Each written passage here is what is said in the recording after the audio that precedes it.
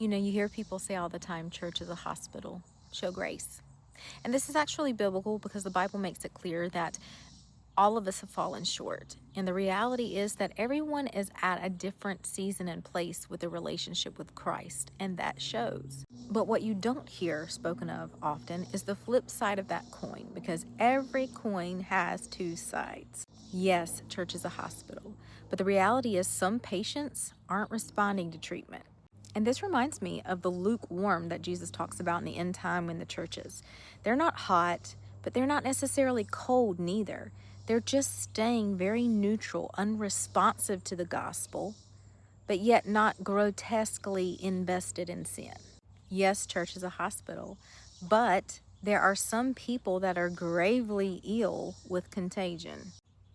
In fact, Paul talks about this. He talks about people who put on the image of godliness, but yet they're not fruitful. They're living in a constant state of certain sins. And he even tells us to go to such extremes as to avoid such people. Yes, church is a hospital, and that includes even pastoral staff. But some doctors are only in it for the money and the white coat. In fact, in Jeremiah and Ezekiel and Zechariah, it gives a lot of woes referring to shepherds that feed themselves and often damage and scatter the flock. Yes, church is a hospital, but God even told us that there would be wolves among us because they like to feed off the weakness. And this means some people are there only to hunt. And this is why we need discernment.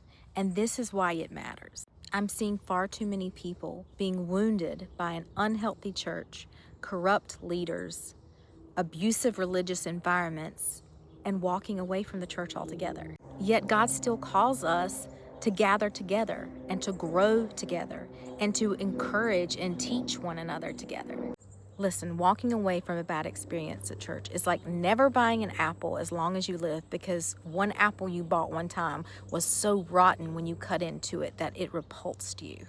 But the truth of the matter is, it matters where you buy the apple, what brand of apple it is. Is it a trusted provider, supplier, source?